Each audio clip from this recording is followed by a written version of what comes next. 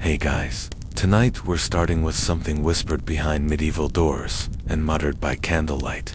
The kind of topic that rarely made it into the illuminated manuscripts but definitely made the rounds in alehouses and among gossiping neighbors at the village well.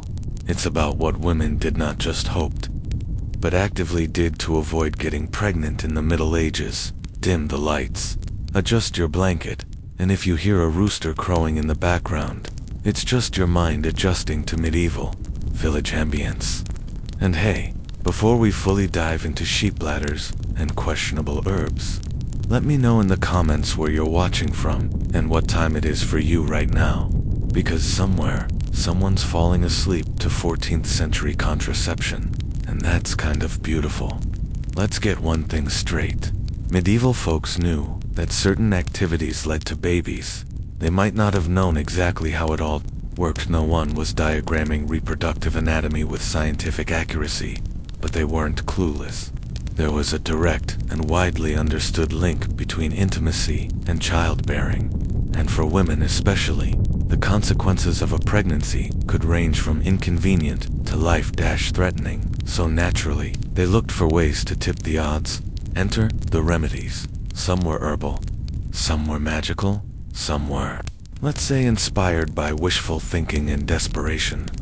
Imagine standing barefoot in a stone cottage, holding a cloth soaked in wine boiled with beaver testicles. Yes, that was an actual recipe, and, genuinely, hoping that this would keep you from having a baby 9 months later. The logic. Beaver testicles were believed to have contraceptive properties because of their association with virility and, oddly, the belief that the animal could self-castrate to escape hunters. Because obviously if a beaver could control its reproductive organs, maybe that power could be transferred via stew. Makes perfect sense. Medieval sense, that is. But herbal solutions were more common, and sometimes less bizarre. Take pennyroyal. This minty plant was widely known across Europe as a women's herb. It was used to stimulate menstruation, which, in medieval logic, often meant preventing or ending a pregnancy. Women would drink it as tea, or mix it into wines and broths, often prepared by midwives or wise women who held vast, albeit unofficial, medical knowledge. The church, of course, was not a fan of this DIY approach. Midwives were often viewed with suspicion, especially when their knowledge wandered too close to anything resembling bodily autonomy.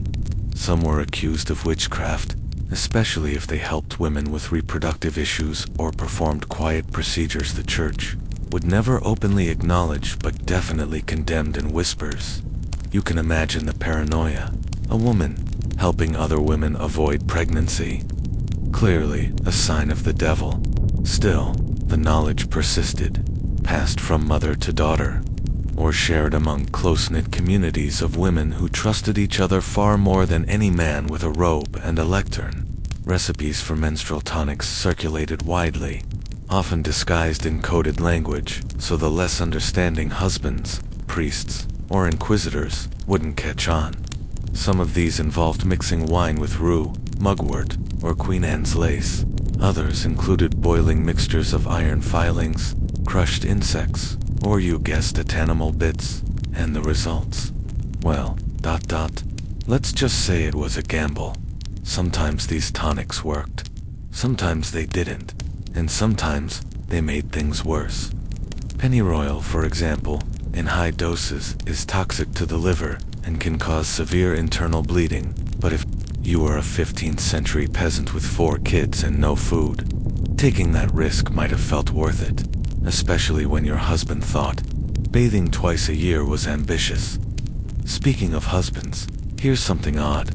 In many cases, men weren't even part of the birth control conversation. The burden fell entirely on women, not because they were more in control, but because they were more affected. Pregnancy, childbirth, and raising kids were considered women's territory, and so too were the secret strategies to delay or prevent it. That included timing.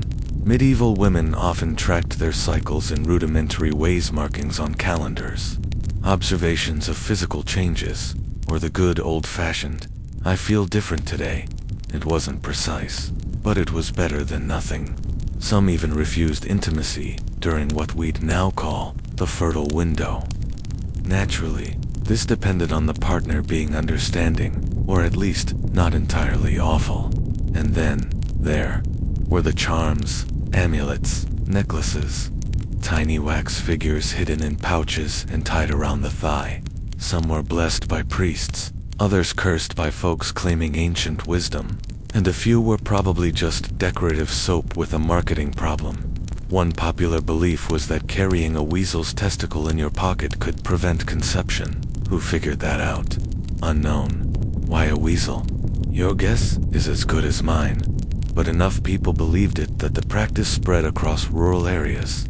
Meanwhile, in towns and cities, a different kind of knowledge circulated, more standardized, sometimes even written down. In cities like Paris and Bologna, medical manuscripts mention remedies for retaining or removing the seed. Let's take a moment to appreciate that euphemism.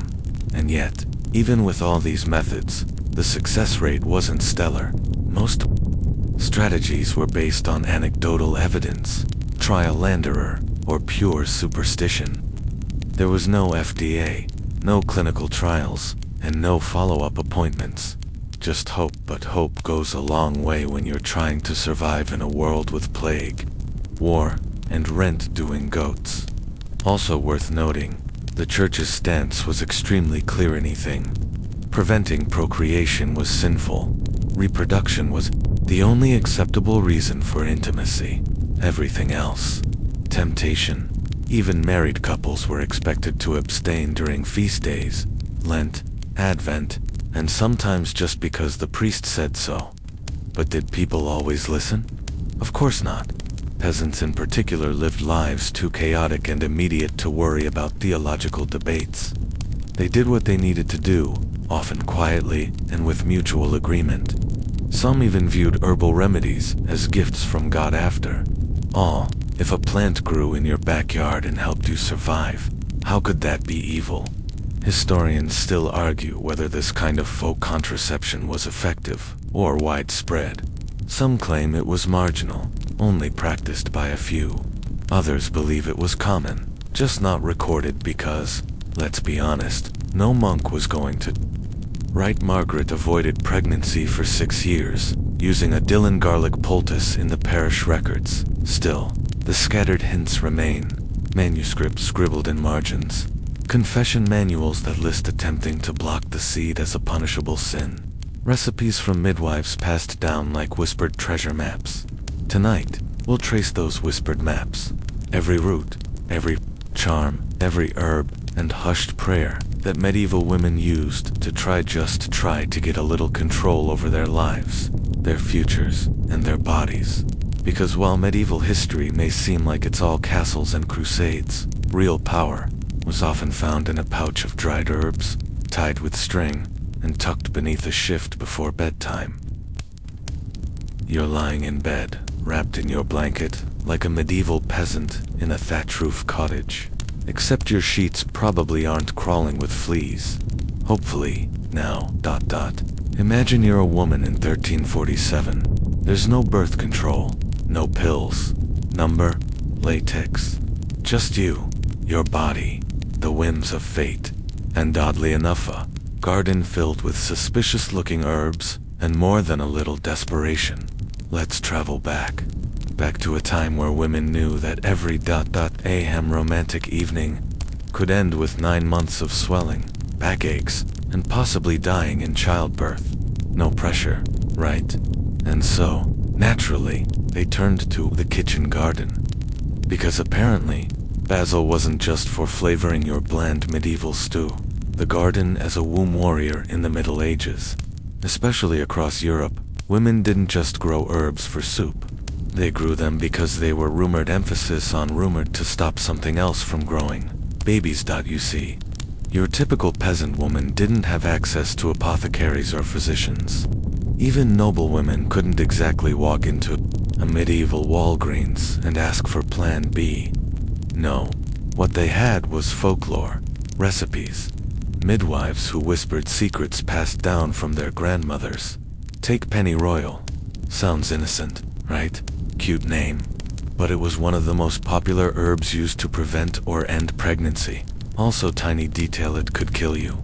Yep, liver failure, convulsions, and general, oops, I died trying not to get pregnant consequences, but still, worth the risk, many thought.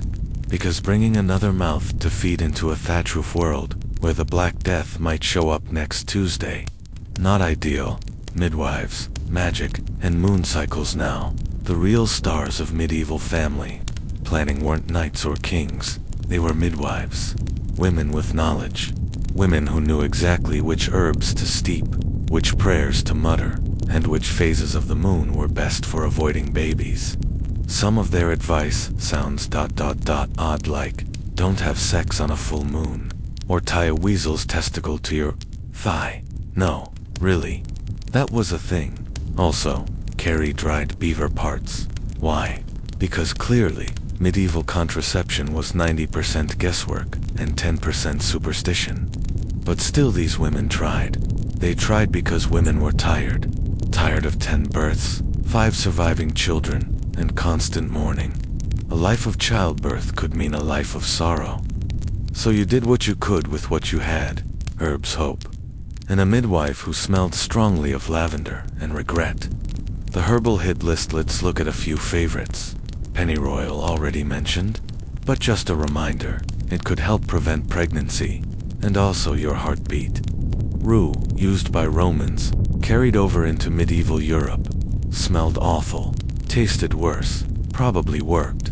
A little Queen Anne's. Laced seeds, not flowers. Allegedly prevented implantation, and allegedly tasted like bitter regret. Silphium, the holy grail of ancient contraceptives. Too bad it went extinct, because it actually may have worked. Wild carrot seeds, yes, carrot seeds. Like in your garden. Consumed after intercourse, as an emergency herb. Note, all of these came with zero scientific certainty. But then again, so did leech therapy. And people lined up for that too. The secret garden was actually a contraceptive cabinet. Many women planted specific herbs not for soup, but for survival. Behind the cottage, where nobody looked, grew mugwort, tansy, sage, wormwood. When asked why they were growing so many bitters, women might say, oh, for my husband's digestion. But really, it was for his lack of future heirs. Kitchen gardens became silent battlegrounds, where women tried to reclaim control. Between the cabbage and the leeks grew the only form of power they had over their own bodies. But woe unto the woman who talked about it too loudly. Herbs and heresy. Because, you see, the church had thoughts. Mostly, babies are gods. Well, herbs are the devil's work. Using contraception was considered a sin. Some claimed it was witchcraft. You could be excommunicated, or worse. Tried as a witch, so women learned to whisper, to hand down recipes as rhymes. 2. Pass leaves inside folded linens, to look like they were seasoning stew while actually mixing a contraceptive tincture. Even married women, especially married women. Because if your husband came home drunk every night and thought childbirth was your only job, you probably had different opinions about fate and family. Recipes of resistance. Many of the recipes survive in obscure manuscripts, written in Latin, or in little herbal books passed down from woman to woman. A few went like this. Grind rue and sage. Mix with wine. Drink after relations. Pray to Saint Bridget. Boil pennyroyal with vinegar. Take 3 sips while fasting. Avoid strong winds. Okay, that last part may be unnecessary, but who are we to judge? Some women even made vaginal pessaries, herbal soaked cloths, inserted like a proto-tampon. Others used sponges soaked in vinegar or crocodile dung. That's more of an ancient Egypt thing, but still it tells you how desperate histories women were for anything resembling control. A candle in the dark. It's easy to laugh now, to joke about weasel charms and pungent roots, but back then, it wasn't funny. It was survival. A single pregnancy could mean death. A single miscarriage could mean excommunication. A single bottle of herbs could mean hope. So in the darkness of a one-room hut, by candlelight, while your children slept on straw and your husband snored loudly beside you, you reached for the dried bundle of leaves tied with string, and you whispered a prayer. You can sleep now, so, ... Now that you know what women in the Middle Ages did to avoid getting pregnant, how they used the herbs from their gardens, how they whispered secrets to midwives, how they risked death for the smallest chance of freedom, you can close your eyes and drift off, because, let's be honest, it's not exactly thrilling stuff. No dragons, no sword fights, just centuries of women quietly fighting for a little control over their own lives. One tea, one root, one hopeful cup of rue at a time. And maybe, just maybe, you'll dream of a medieval garden tonight. Of sage and mugwort, of silent prayers and secret plans, and of a world where even bitter herbs could taste like hope. Don't forget to like and subscribe if this helped you fall asleep. And tell us in the comments, what's the weirdest herb remedy you've ever heard of? So, you're lying there, eyes half closed, maybe thinking about ... absolutely nothing. But imagine this, you're a woman in the year 1347.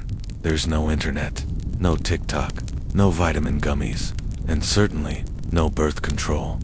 You're married to a man named Eustace. He's a cooper, he makes barrels. You have 4 children, and you're only 20-3. The midwife said the last birth almost killed you. The priest says it's God's will, but your back says it's not. And your bladder, well, it gave up after baby number 3, so what do you do? How do you, a medieval woman with zero medical knowledge, avoid getting pregnant again? Well, ... Here comes the beaver. No, not the actual animal, just a specific part of it. More on that in a moment. Let's start in your kitchen. Not because you're cooking, but because, back then, your kitchen is basically your pharmacy. Hanging from the ceiling, bundles of herbs, some for flavor, some for healing, and some ... for not having babies. One of the most popular, PENNYROYAL. It's minty, refreshing, and, according to ancient herbals, excellent for clearing out the womb. You'd boil it in wine, drink it hot, and hope it worked before your period disappeared again. You see, pennyroyal wasn't just a spice, it was an emmenagogue. That's a fancy word for something that makes your uterus do jumping jacks. Modern science says it's toxic in large doses, but medieval women didn't know that. They just knew it made their cycles start again. Sometimes, and if pennyroyal didn't work, there was rue, mugwort, fennel, sage. You could even try Queen Anne's lace, also called wild carrot. Crush the seeds, chew them after intercourse. Because somewhere, someone said it blocked conception. And let's be honest, science wasn't exactly peer-reviewed back then. Now, about those beaver bits, here's where it gets strange, and also very Middle Ages. There was a substance called castoreum, made from the scent glands of a beaver, which are ... right next to its testicles. No, not the testicles themselves, just to be clear, sort of. Anyway, apothecaries, the medieval pharmacists, would extract this gooey, musky oil. They'd dry it, powder it, bottle it, and tell women to boil it in wine, then drink it after a suspicious night with their husbands. Apparently, castoreum stimulated menstruation, or so they claimed. Honestly, no one knows if it worked, or if it just made people gag so hard they forgot they were pregnant. But still, it was in the medieval toolkit, alongside basil, mint, myrrh, and things you probably shouldn't put near your reproductive system. Now let's talk about magic, because science in the Middle Ages was basically 1 part observation, 1 part guesswork, and 10 parts divine intervention. If you were desperate and herbs failed you, you could always try an amulet, maybe a carved stone, maybe a bone, maybe a little pouch with dried toad skin, lavender, and a saint's toenail. The important thing, was believing it worked. Some women wore belts inscribed with prayers. Not just any prayer, but the prayer of Saint Margaret, the patron saint of childbirth.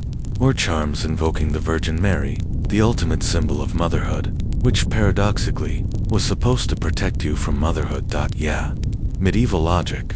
Don't try to untangle it. Just let it wash over you, like an herbal wine bath. Now, let's shift the scene. You're not in your kitchen anymore. You're at the local healer's hut. Not a doctor, those were for the rich.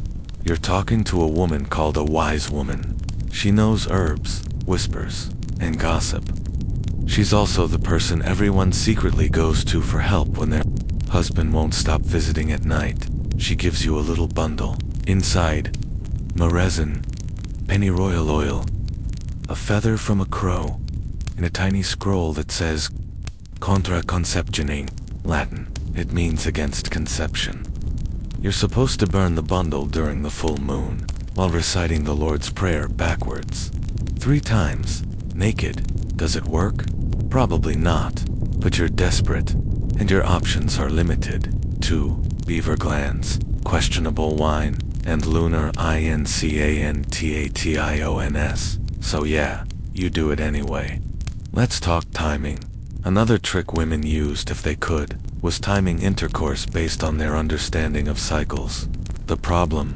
They didn't really understand how ovulation worked. Some believed the moon controlled fertility. Others thought if you had sex standing up, it reduced your chances of conception. And yes, that's where that old myth comes from. Some tried pulling out. Others used sponges, soaked in vinegar. Not romantic, but potentially more effective than prayer belts. One 13th century manuscript even describes using crocodile dung as a contraceptive sponge. Fortunately, that was more of an Egyptian thing. Europe preferred wool soaked in red wine or herb-infused oils. Now imagine how that conversation went. Dear, can you pass me the beaver powder, my prayer stone, and the wine sponge? Yeah, romance now. Not everyone approved of all this. The church, for instance, they were very clear. Children are blessings. Marriage is holy, and any attempt to block conception, sinful. But here, single quotes, as the thing. Women still did it, quietly, carefully, because the alternative was another year of back-breaking pregnancy, and maybe dying in childbirth. So they whispered. They shared recipes. They trusted midwives more than monks, and they kept little pouches of rue and castoreum tucked in their aprons, because, honestly, they were just trying to survive. Now, take a deep breath. Let the idea of boiled wine with beaver glands settle in your mind. Let your thoughts drift to that smoky kitchen, a pot bubbling, a prayer muttered, a hope whispered into the herbs. The world was harder back then, but women were clever, resilient, resourceful, and even without birth control, pills, or Google, they found ways. Crude, risky, sometimes ridiculous, but still, ways out. So, as you lie there, safe in a world with options, let the absurdity lull you. No crocodile dung tonight. No prayer belts. No boiling testicles. Just you and the beaver.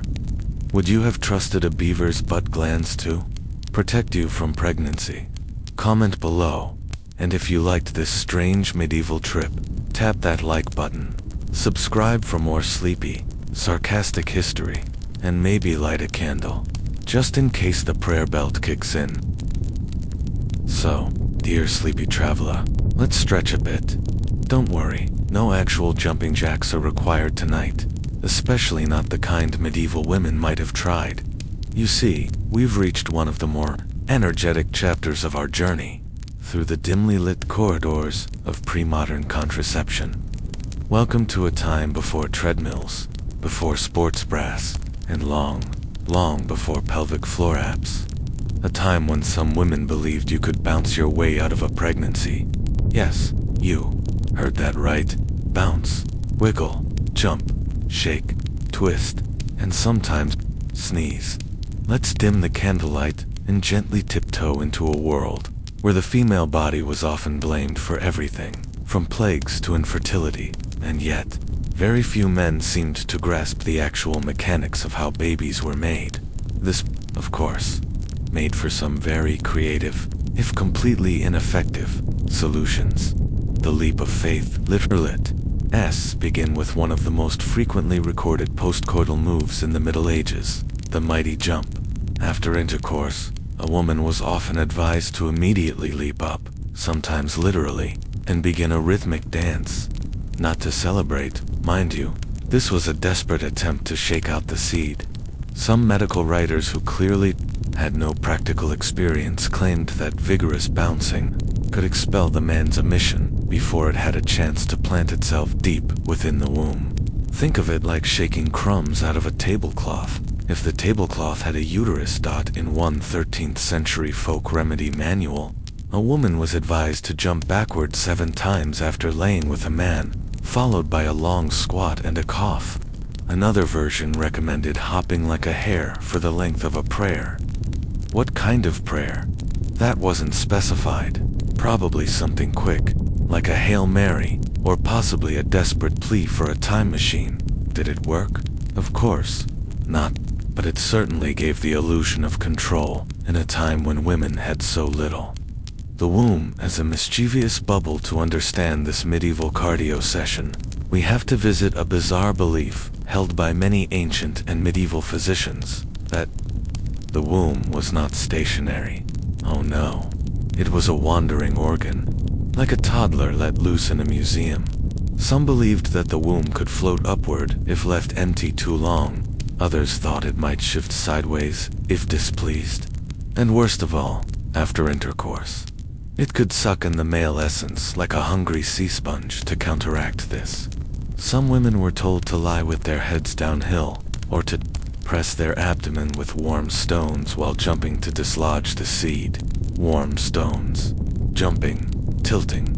This wasn't birth control. This was medieval Pilates. It was as if people believed the womb was playing hide-and-seek, and the only way to win was to confuse it. The postcoital sprint. Then, there were those who recommended brisk walking, or even better, sprinting, right after the deed. You know, just a little jog to the edge of the village and back. Maybe weave through the goat pens while you're at it.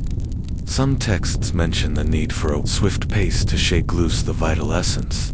There's no mention of whether the man was encouraged to join in. He was probably already asleep. Interestingly, some midwives in rural areas encouraged this method, especially for women who couldn't afford herbal treatments or religious amulets. So, if you couldn't boil beaver bits or afford a priest's blessing, you could always just run it off. Imagine the 14th century version of a postcoital Fitbit. Congratulations, you've taken 6,000 steps and possibly evaded a child. Maybe twisting, coughing, and other uterine gymnastics. If jumping didn't work, there were other physical routines. Some women were told to twist their hips in rapid circles while lying flat. Others were advised to press their knees to their chest and rock back and forth. Still others were told to simply cough. Yes, a good, hearty cough, right after intercourse. Not because of any infection, but because someone, somewhere, thought it might create enough abdominal pressure to eject the unwanted contents. This method also gave rise to one of the oddest medieval sex tips. Make her laugh, and she shall not conceive. Apparently, laughing, like coughing or sneezing, was thought to interrupt the settling of the seed. So, if you ever wondered whether medieval people told jokes during sex, the answer is yes. And it wasn't for romance. It was for birth control. The avoidance shuffle. Now, perhaps the strangest and most heartbreaking part of this physical method chapter wasn't the dancing or coughing, but the ways women altered their posture in daily life out of fear of pregnancy. In some regions, girls were taught to walk with their knees slightly bent and to avoid lifting anything heavy for days after intercourse. Others were told to sleep only on their left side, or their right, or not at all. Some even carried smooth stones in their apron pockets, pressing them against their pelvis as they walked. This was said to confuse the seed or press it outward. Imagine doing all of that while tending goats, hauling water, and hiding from the plague. It's exhausting just thinking about it, which, to be fair, is perfect for helping you fall asleep. The male contribution, practically none before we end tonight's calisthenics tale. Let's take a gentle breath and remember one crucial fact. Almost all of these physical methods were placed on women. There was little mention of what the man might do to help. Withdrawal? Rarely discussed. Abstinence? Unlikely. Condoms? Technically existed, but often made of linen and about as useful as a napkin in a thunderstorm. So, the burden, physical, emotional, and social, fell on women's shoulders, or hips, or uteruses, depending on the method. And thus, the postcoital jumping jack became a quiet symbol of desperation and hope. Now, as you lay here in your soft sheets, probably not jumping, rocking, or coughing, just remember, the lengths women have gone to avoid pregnancy are as creative as they are tragic. Each jump was a plea, each twist a wish, each laugh a silent prayer. And in the glow of your modern life, with all its comforts and freedoms, you can now smile gently and drift off, grateful for the lack of beaver testicles and womb dances in your daily routine. Sleep well, traveler. We'll return again soon for another story, just as strange and just as softly told. Let the candles flicker out. Let the womb wander no more. So, we've covered the kitchen herbs, the blessed amulets, and even some very questionable physical gymnastics women tried in the Middle Ages to dodge pregnancy. But if you thought it all ended in the garden or the bedroom, oh, no. The real fun begins in church. Yes, that's right. The medieval church had opinions, strong ones, on everything, especially when it came to what women could and couldn't do with their bodies. Spoiler alert, mostly COULDN, single quotes too. Now, imagine you're a woman in, let's say, 1347. The Black Death is knocking on your town gates. Your diet is 90% bread, and you've just given birth to your 7th child. You'd think maybe you could take a break, but alas, not in the eyes of the church. You see, medieval religious doctrine didn't just frown upon contraception, it called it a sin, a mortal sin, like eternal fire and brimstone kind of sin, because according to the church, the whole purpose of marriage was reproduction, love, optional, pleasure, suspicious, but making babies, mandatory. And so, using herbs, amulets, or even jumping jacks of desperation to avoid pregnancy wasn't just seen as superstitious nonsense, it was dangerous. Spiritually dangerous. Preachers would get up in pulpits and deliver terrifying sermons about the fate of women who dared to meddle in God's plan. There were tales of women who used contraception being struck down by illness, or worse, birthing monstrous children as divine punishment. One popular story circulated in 13th century France about a woman who took an herbal concoction to avoid pregnancy. Legend says she gave birth to a baby covered in fur, with eyes like a goat.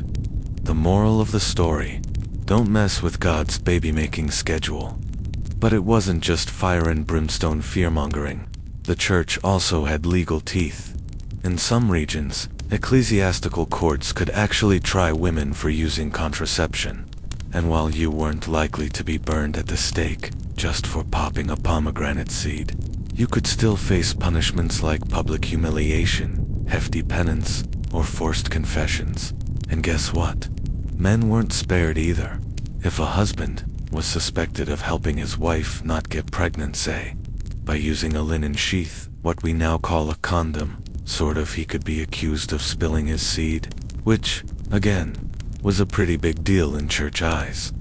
There's even record of bishops scolding newlyweds for waiting to have children, because marriage without immediate reproduction was, quote, a marriage against nature. Let's just pause here and imagine that conversation. Hi, Father. We just got married. Wonderful, my child. So, when are you giving me grandchildren? Now, some church figures did push back on the extreme views.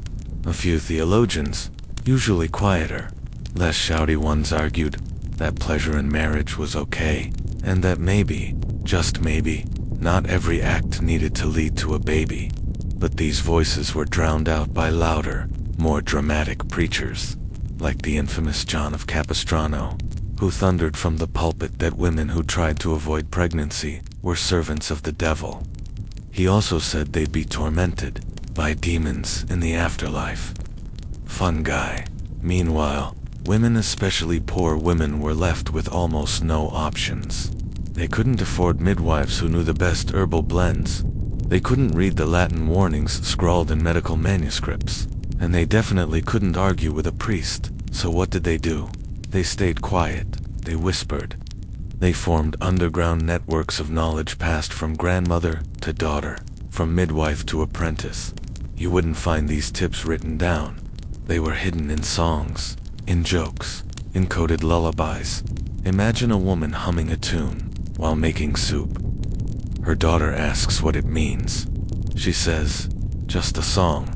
But secretly, that song holds the ratio of mint, rue, and pennyroyal plants, believed to delay menstruation, and thus, possibly, prevent pregnancy.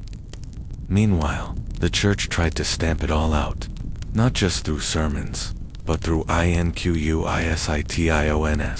In some cases, women caught with suspicious herbs could be accused of witchcraft, because clearly, if you're boiling beaver testicles and wine, you must be in league with Satan, right? Never mind that you're just trying not to die in childbirth. Again, and childbirth was a very real danger.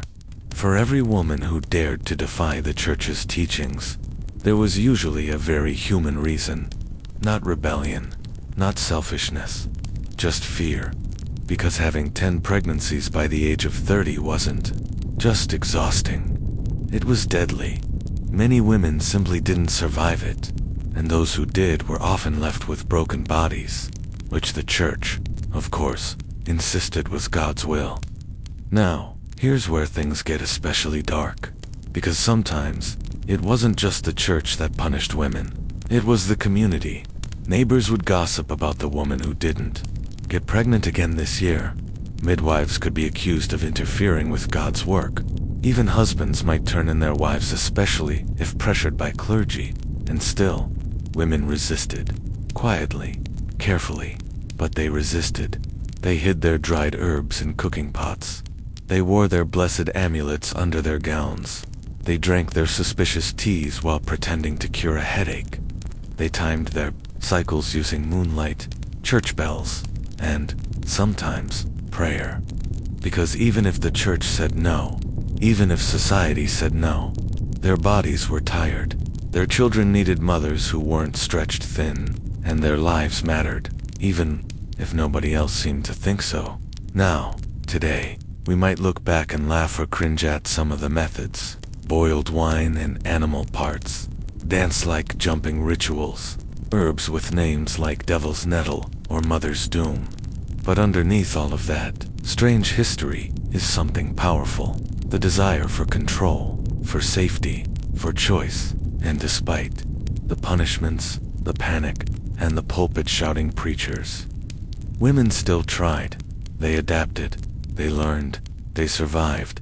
So the next time you sip herbal tea, or walk past a church steeple, just remember, somewhere, centuries ago, a woman did the same, hoping for just a little peace, a little space between babies, a little relief from a system that didn't listen, and maybe, just maybe, a better chance at staying alive. Now, let that thought settle, let the stories fade, and let yourself drift, because history may not always be kind, but it whispers still.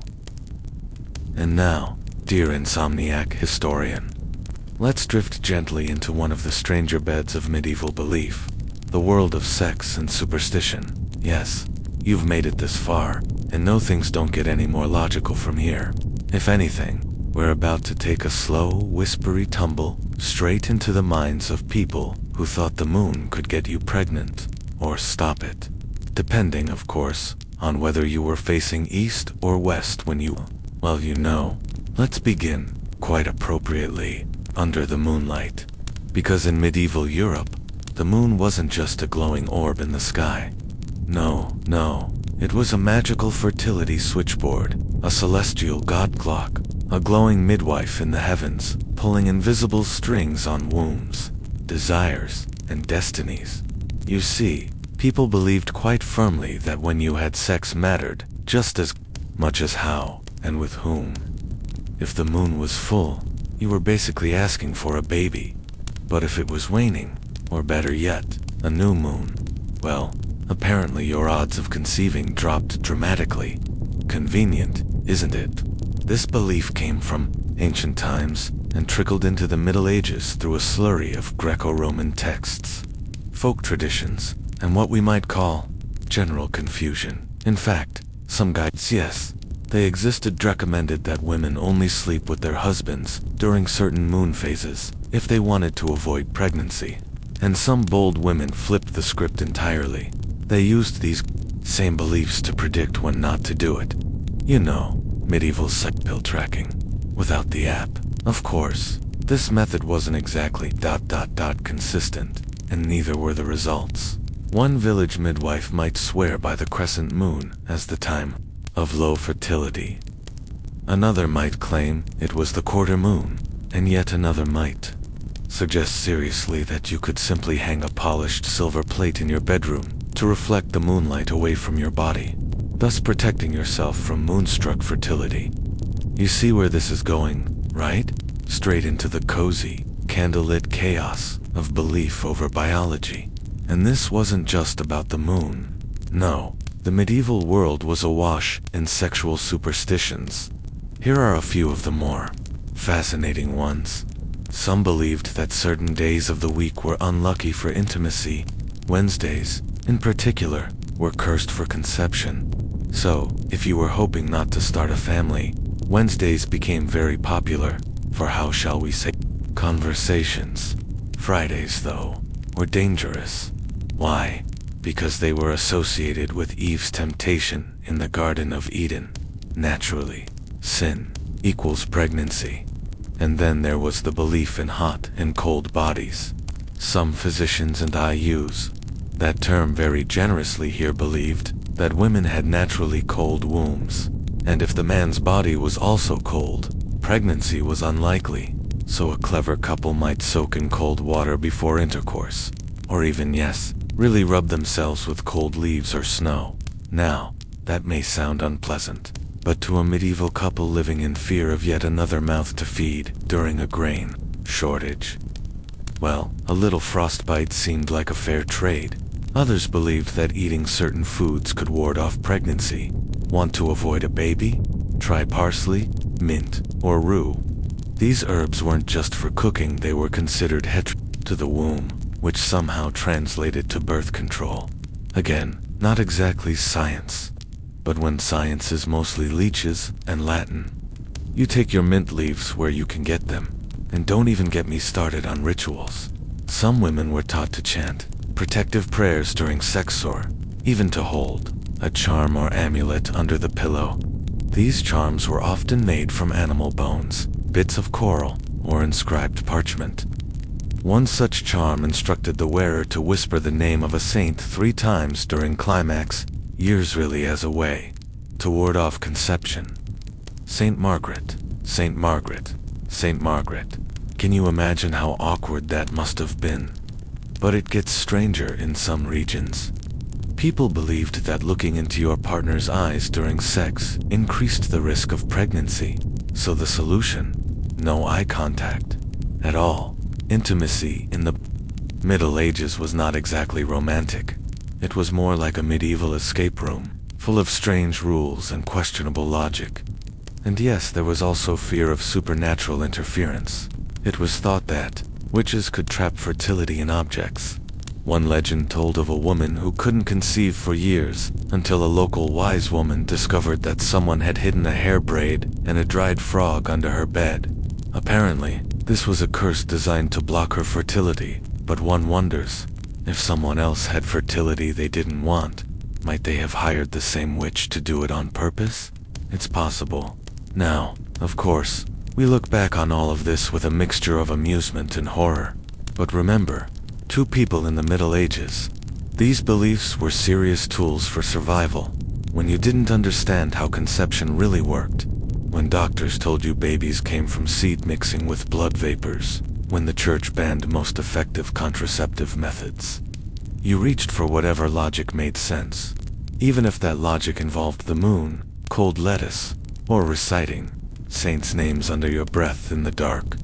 So yes, moonlight mattered, timing mattered, whispers to the stars, leafy charms, and awkward silence. They all became part of the deeply strange and strangely human project of trying not to get pregnant. It was messy, it was confusing, and most of all it was profoundly medieval. And with that, let your eyes close gently. Imagine a small stone house, a flickering candle, and a young woman glancing nervously at the night sky. She doesn't understand ovulation, but she believes, with all her heart, that if she just gets the moon phase right, maybe just maybe she won't bring another child into this already hard world. Sleep well, traveler of time. More superstitions await.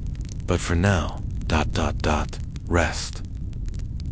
And now, dear listener, we turn our weary gaze to perhaps the most fascinating and misunderstood characters in this long and uncomfortable tale of medieval pregnancy prevention, the wise women. Now, you may imagine them as kindly old ladies with herbal pouches and wrinkled smiles, or perhaps as shadowy figures with mysterious powers, whispering incantations to the moon while grinding up something suspicious in a mortar and pestle. Honestly, both images are pretty accurate, depending on whom you asked. In the 1300s, wise women, also known as lay healers, herbalists, or midwives, were central figures in their communities, often the go-to source for health, pregnancy advice, and general female well-being, in an era when doctors were mostly men who studied bloodletting more than birth, and the church was more focused on saving your soul than your uterus. These women filled a critical gap. They were trusted, respected, and also, at times absolutely, feared. Why feared? Well, their knowledge was ancient, passed down orally through generations, knowledge of which plants could soothe a fever, which roots could bring on menstruation, and, occasionally, which brews could prevent a pregnancy, or even end one. To the average villager, that kind of power looked suspiciously close to magic. To the church, it smelled like heresy. But let's take it slow. Very slow. Let's imagine ourselves in a small, medieval village. There's no doctor for miles, no pharmacy, no TikTok tutorials. A young woman, let's call her Isolde, is worried. She's had a, let's say, romantic encounter with a young blacksmith behind the bakery last week, and now her monthly bleeding is late. Does she confess to the priest? Of course not. She values her reputation, and perhaps her life. Does she tell her mother? Possibly, but more likely, she sneaks out under the cover of darkness to visit the small cottage near the woods, the one that always smells like dried lavender and damp earth. There, a stooped woman with silver hair and sharp eyes greets her. She knows exactly why Isolde is there. She's seen it many times before. With practiced ease, the wise woman brews her a bitter tea of pennyroyal, rue, and perhaps a few drops of oil from Queen Anne's lace seeds, plants whispered about in secret as women's herbs. Now, whether or not they actually worked is another matter.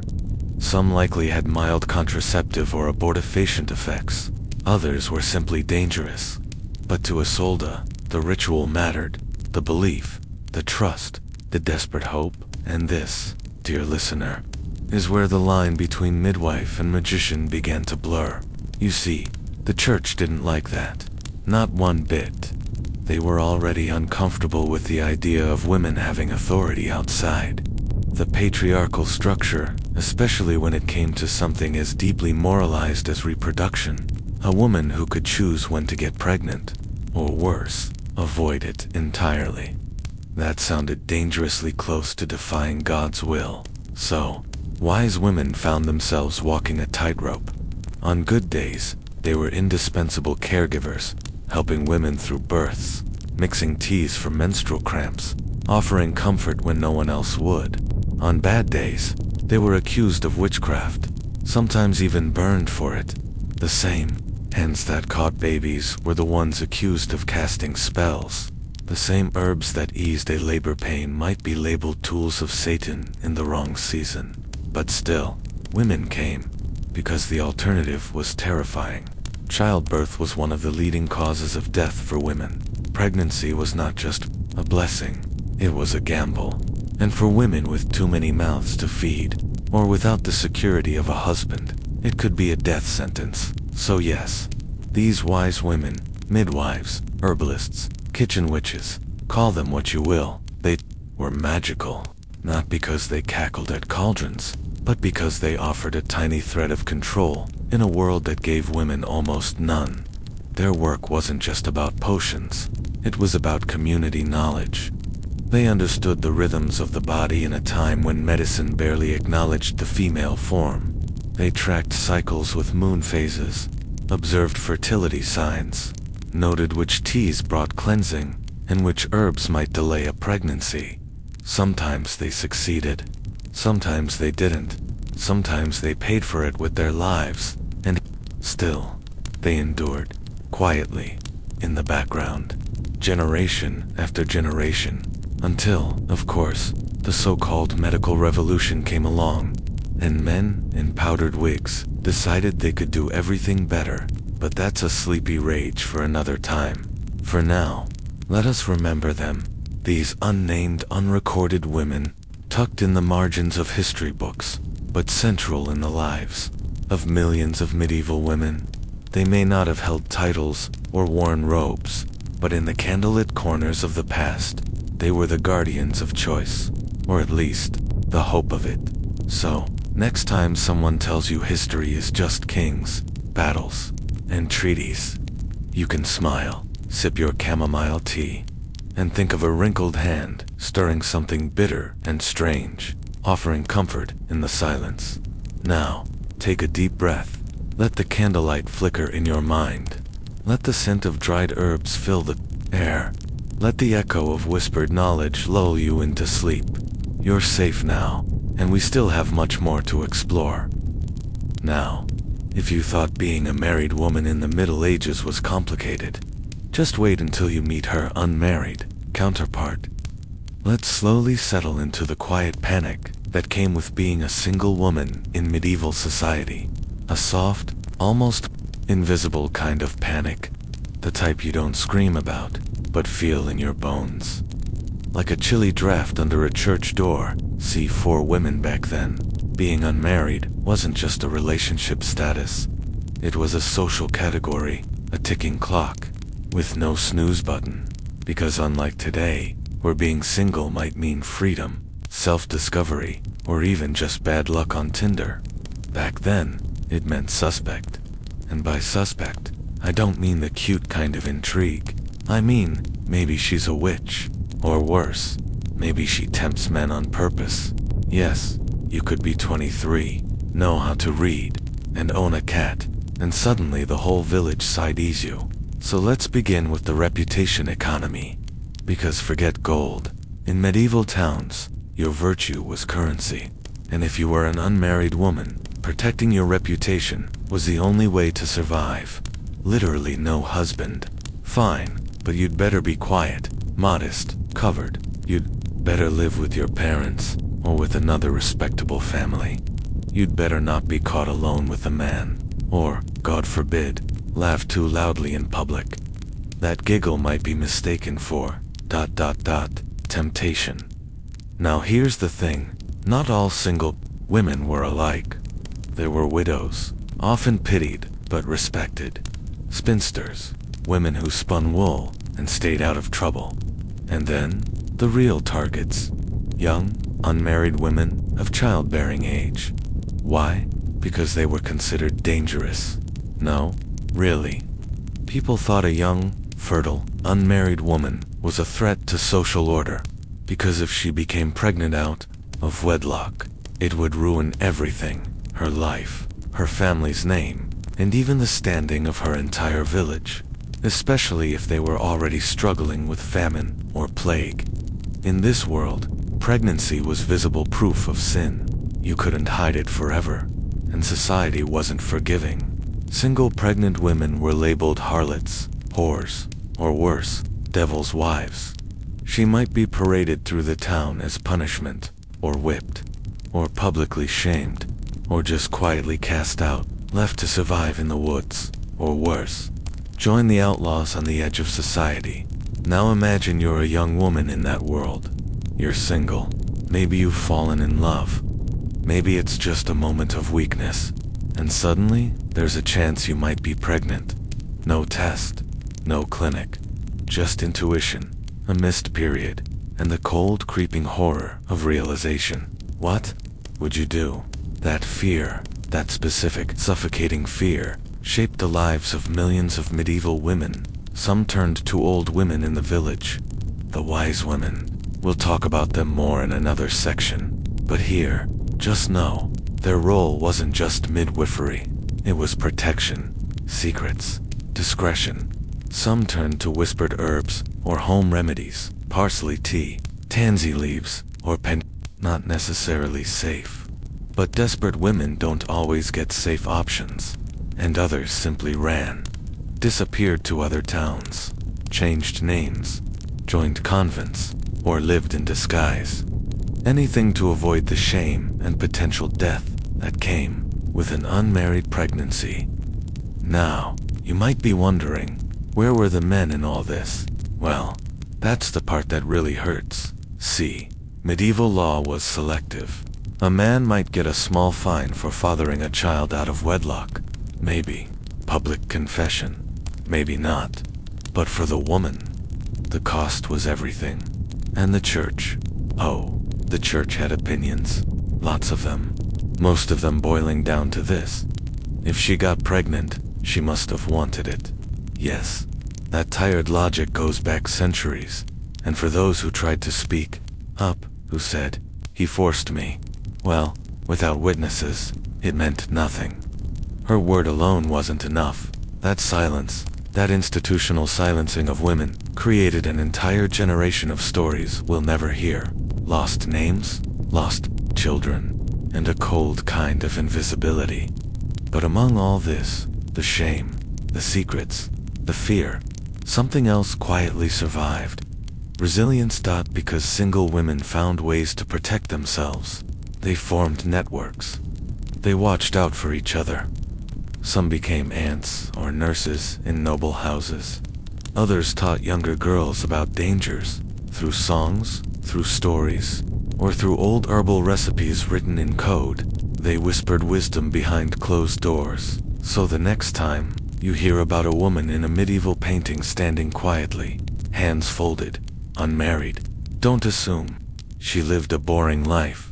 She might have been surviving, resisting, hiding, and if she was lucky, she was sleeping, peacefully, safely, with no one knocking on her door at midnight, asking questions. Because in the Middle Ages, being unmarried didn't just make you unlucky, it made you a question mark, and in a world terrified of what it couldn't control, question marks were dangerous.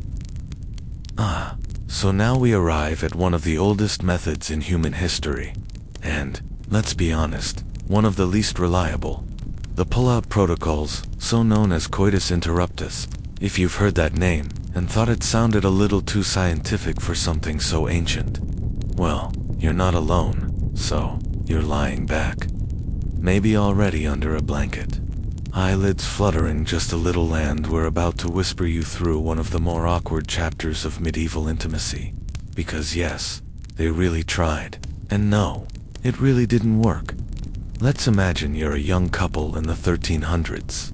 Maybe you're married, maybe you're not.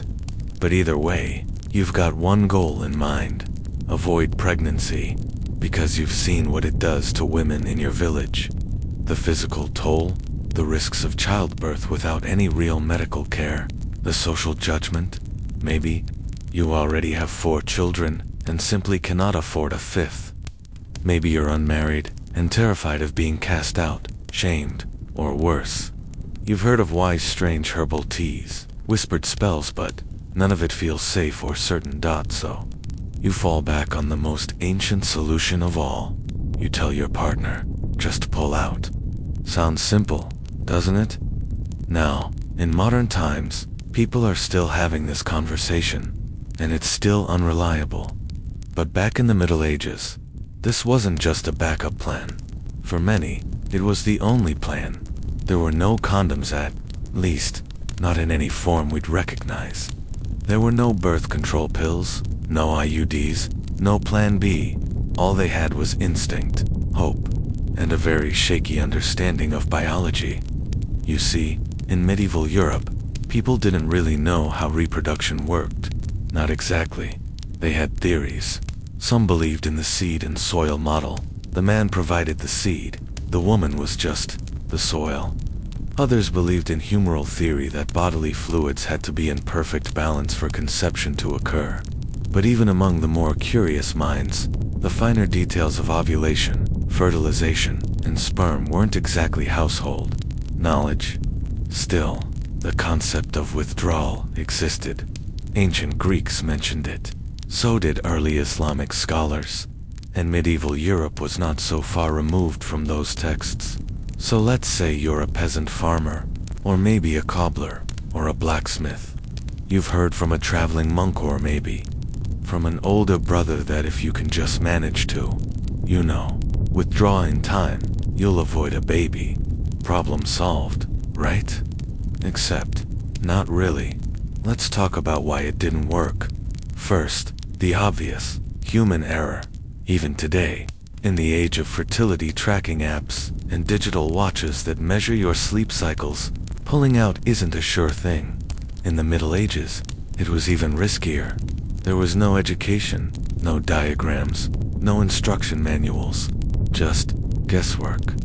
Secondly, there's something called pre-ejaculate. Now, I promise I'm not here to give a biology lecture, but this is important. Most medieval people had no idea that before the moment of climax, a small amount of fluid, sperm, can already be released. Even if the man pulls out before finishing, that early fluid could still cause pregnancy. But since microscopes hadn't been invented yet, no one knew this. The idea of invisible swimmers was science fiction. Third, pulling out required timing, self-control, and a whole lot of trust. That's a tall order, especially considering the lack of communication or comfort around the topic. In many marriages, sex wasn't something you openly discussed. It was just something you did, quietly, quickly, and usually in the dark, which, let's be honest, doesn't lend itself to careful coordination.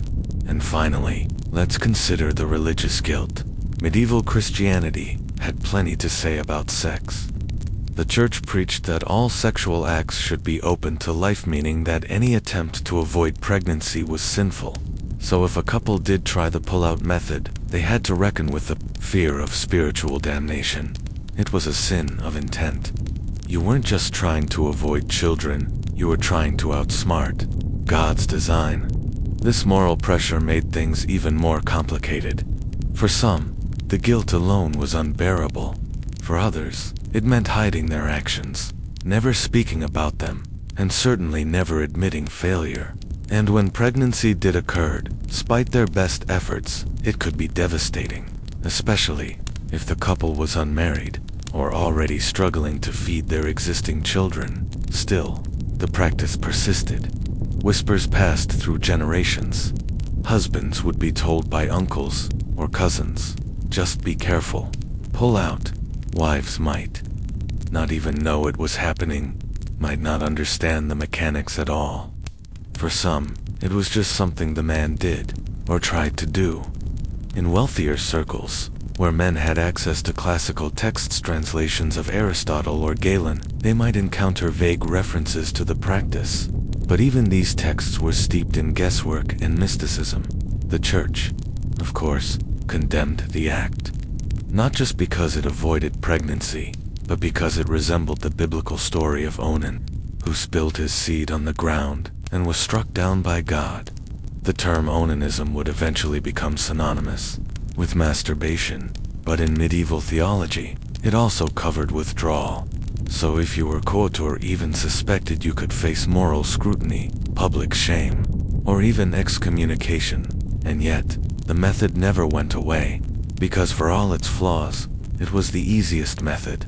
No herbs to gather, no magic to chant, no tools to hide. Just one moment of hope and a silent prayer that it worked. Women, too, weren't blind to its risks. Some would try to combine methods. They'd ask their partners to pull out, and then drink a bitter tea. Afterward, a decoction of parsley, or pennyroyal, or rue. These were known as emmenagogue herbs that brought on menstruation. In other words, I think I might be pregnant, so let me try to end it before it starts. Dangerous? Absolutely. But desperation has a long history, so how effective was it?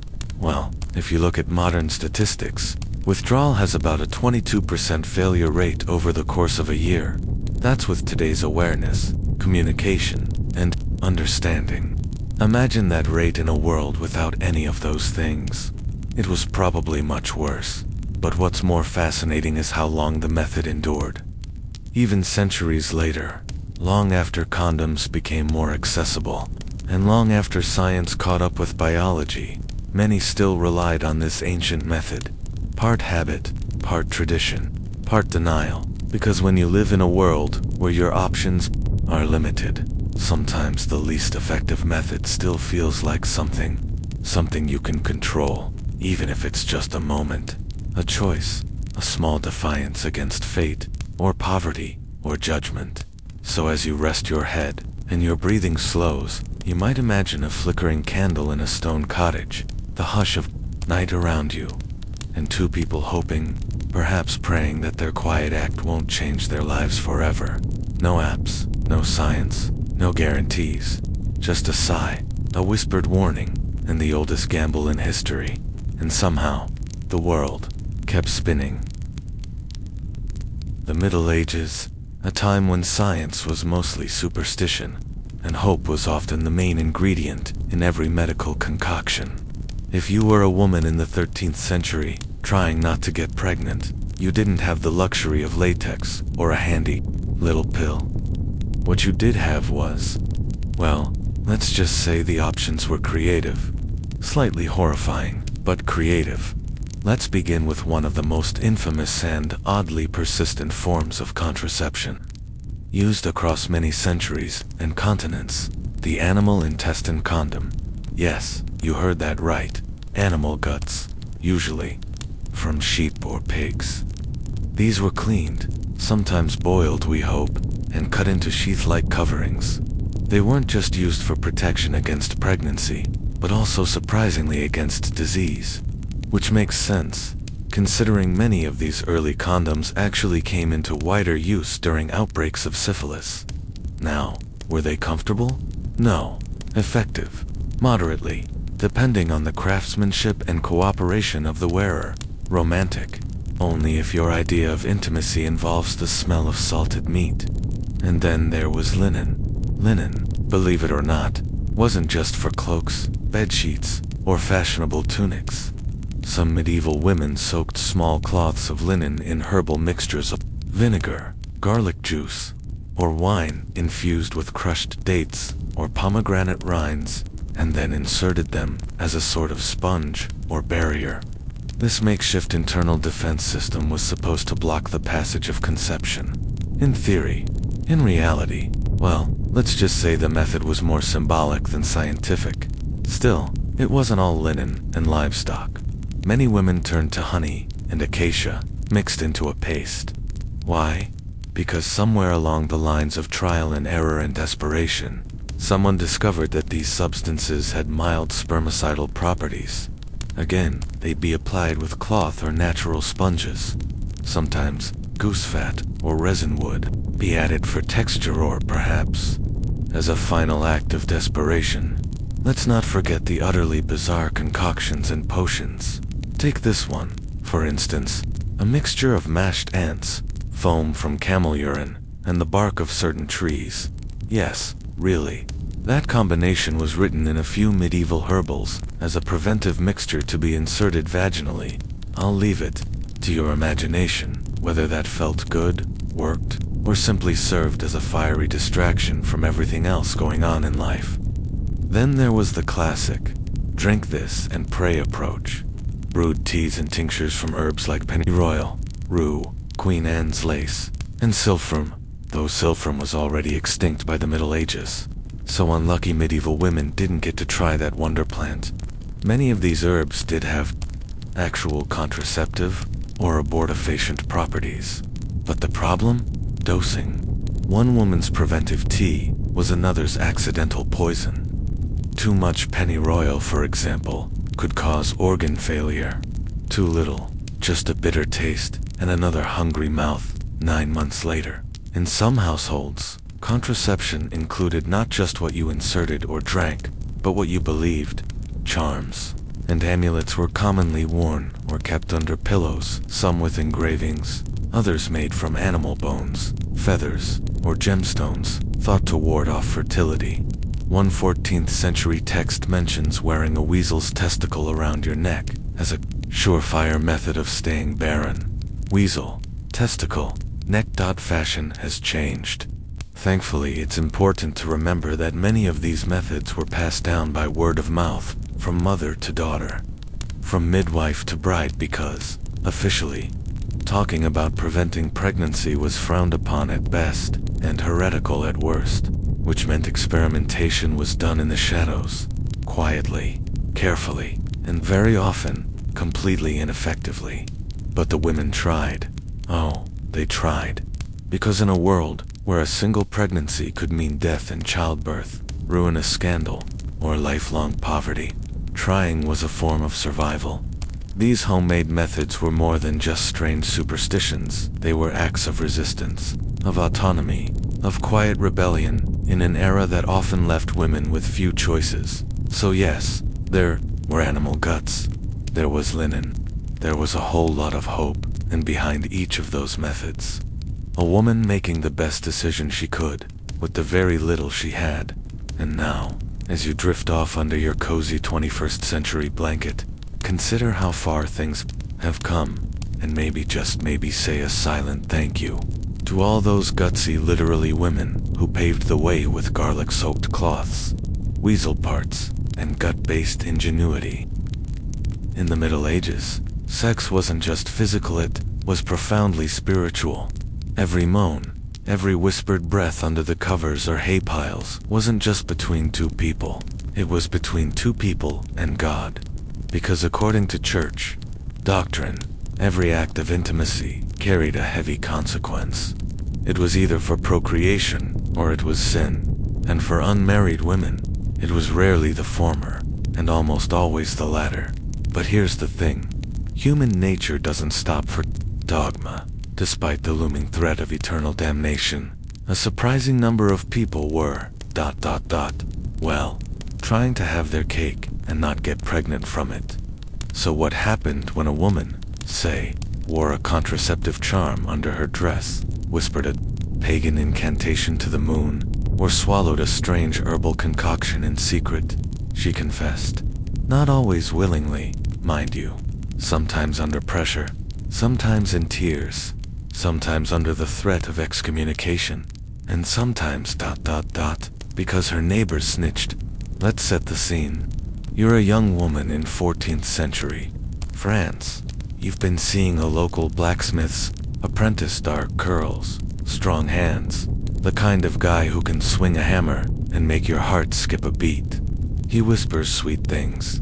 You sneak away one too many times. You miss a period. Panic. You don't want the village to know. You don't want the priest to know. You don't want your mother to know. So what do? You go to old Marta the midwife, and she gives you a small leather pouch. Inside is a dried weasel's foot, a string of coral beads, and a scrap of parchment with a strange prayer written in Latin, mixed with what sounds like old Celtic. You must wear it on your left thigh, Marta says, and pray to Saint Bridget before bed. It sounds ridiculous, but also a little magical. So you do it, and for a while, you believe. But a few weeks later, you make the mistake of mentioning it to your friend, who mentions it to her aunt, who definitely mentions it to the priest. And then comes the summons. Church court was not like modern court. No lawyers, no juries, just you, your trembling voice, and an inquisitor with a very large book of sins. You'd be brought into a small room.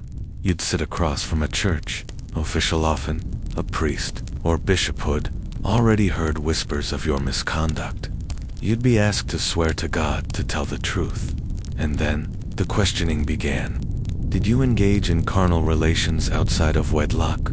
Did you seek to prevent the natural fruit of such actions? Did you use charms, potions, or pagan rites to obstruct the Lord's will? If you answered yes, or if they caught you lying, well, that's when things got real. The church had a complex relationship with contraception. Officially, it was a mortal sin. Anything that interfered with the procreative purpose of intercourse was condemned. But because birth control was mostly practiced in private, it was hard to enforce. So when someone did confess, it often turned into a dramatic example for the rest of the town. Imagine your name read aloud during Sunday Mass. Imagine being forced to stand at the front of the church in sackcloth. Imagine fasting for 40 days and 40 nights, not in spiritual enlightenment, but because you wore a weasel foot to avoid pregnancy. Yes, this happened in 1476. A woman in what's now Belgium confessed during Lent that she had worn an amulet under her bodice to prevent conception.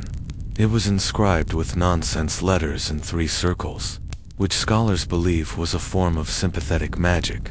She was sentenced to 7 weeks of public penance, and her charm was burned at the altar.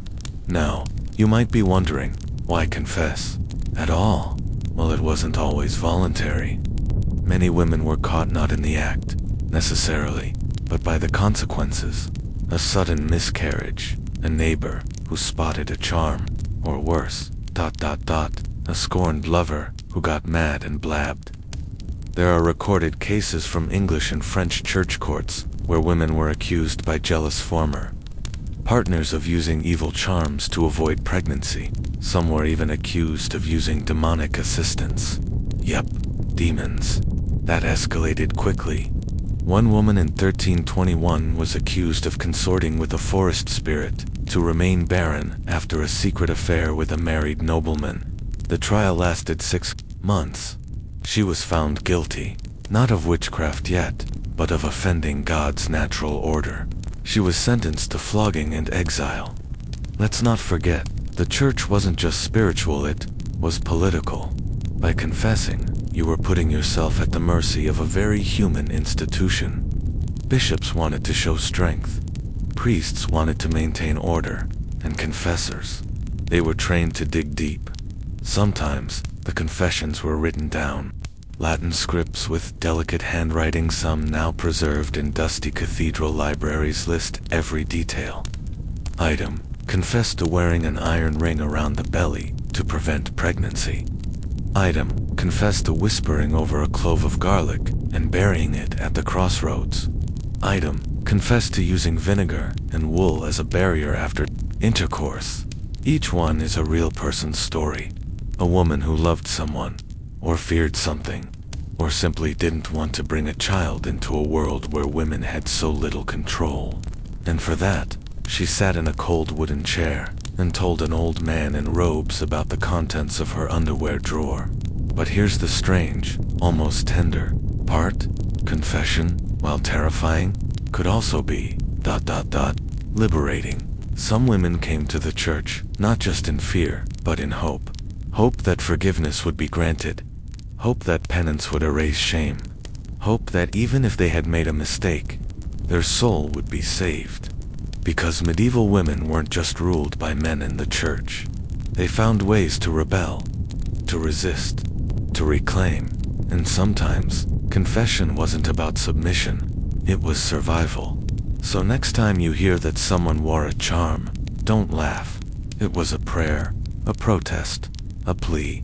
A weasel's foot might seem silly to us today, but to her, it was protection, not just from pregnancy, but from poverty, judgment, and the heavy hand of fate. And now, as you drift further into sleep, imagine the soft echo of footsteps on cathedral stone, the hush of whispered prayers in candlelight. The rustle of linen skirts, and the quiet resolve of a woman who just wanted a little bit of control in a world that gave her none. Sleep, well, traveler, and may your dreams be free of court summons. If you thought pulling out or stuffing animal guts in unexpected places was the height of medieval contraceptive genius, hold on to your nightcap, because the real gamble, the absolute Hail Mary of pregnancy prevention in the Middle Ages, came the morning after. Yes, long before Plan B came in neat foil packaging at the pharmacy. Medieval women had their own version, only theirs came in the form of highly questionable herbs, mysterious brews, and the occasional dose of actual poison. Let's be clear, this wasn't a well-regulated operation. There was no list of side effects, no doctor's number to call, and definitely no FDA approval. There was just the local midwife, some bitter-tasting plants, and a whole lot of praying that your uterus wouldn't revolt. Let's set the scene. A woman wakes up in the 1300s. The fire's nearly out. Her back aches from sleeping on straw, and she has a sinking feeling in her stomach, and not from the mead. She realizes, with horror, that last night, she and her lover forgot something very important. Maybe he didn't pull out fast enough. Maybe the pig intestine broke. Maybe there was a lot of wine involved, and now she's facing the terrifying possibility of a pregnancy she cannot afford. And so she does what countless women across centuries have done. She panics, quietly, and heads to the one person who might help her, the local herbalist. Or if she's lucky, a midwife with a reputation for understanding women's troubles. Now, before you drift off, let's walk through exactly what kind of medieval concoctions these women dared to drink, swallow, or shove somewhere uncomfortable in the desperate hope of preventing pregnancy after the fact. Pennyroyal, the queen of regret, first on the list. Pennyroyal sounds cute, right? Like something you'd find in a tea shop, next to lavender and chamomile. Don't be fooled. Pennyroyal was the undisputed champion of medieval abortifacients, a plant known for its ability to stimulate menstruation.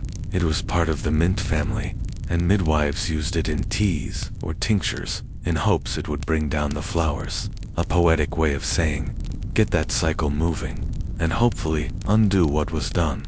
But here's the catch. Pennyroyal is toxic.